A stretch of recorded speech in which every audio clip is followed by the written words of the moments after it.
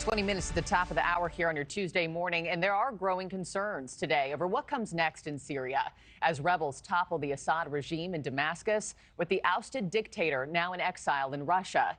Israeli media reports IDF troops are on the outskirts of Damascus this morning, and the U.S. State Department says those troops are there acting in self-defense. This is a live look at Damascus right now. It comes after the U.S. hit dozens of ISIS targets with airstrikes in Syria over the weekend.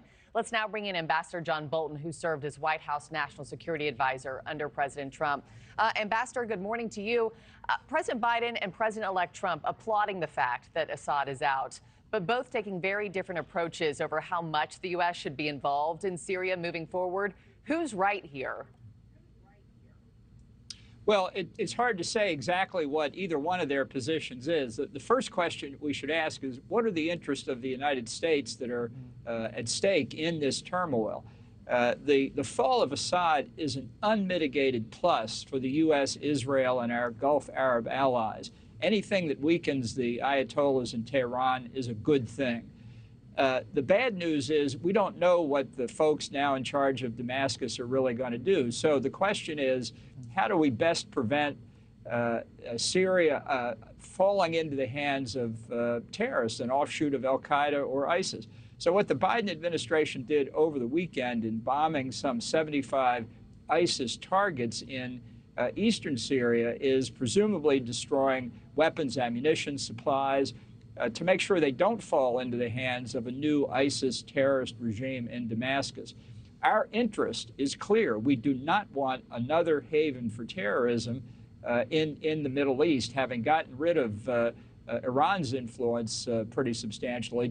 We don't want to see it revert in extremism in another direction. That's why the Israeli military has come off the Golan Heights to take abandoned Syrian military positions in Syria and go after, at least according to the press, Syrian facilities to produce chemical weapons, biological weapons, and elements of the Syrian Air Force. Remember, you can see Damascus from the Golan Heights. We're talking about very tightly constricted territory here.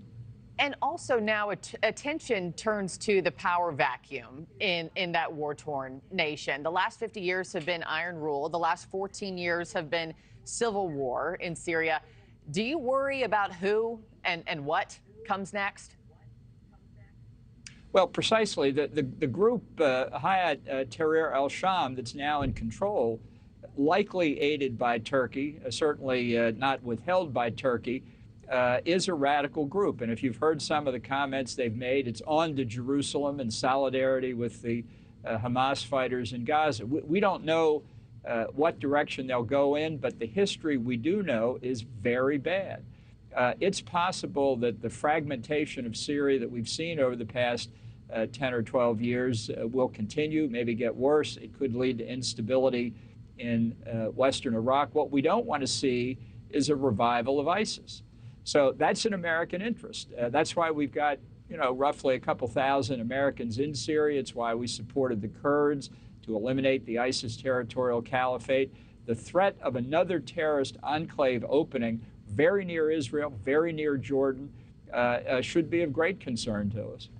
Just a few seconds left before I let you go. Syria has obviously been a weapons transit to Hezbollah. So does that mean more weapons, fewer weapons moving forward in the war in Israel?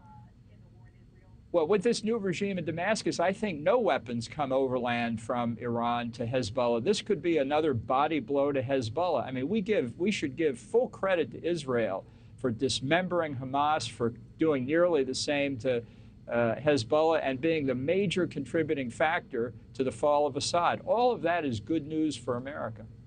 Ambassador John Bolton, I got to leave it there, but thank you, sir, as always. Thanks for watching, everybody. Go to joinnn.com to find NewsNation on your television provider. Also, don't forget to click that red subscribe button below to get more of NewsNation's fact-driven, unbiased coverage.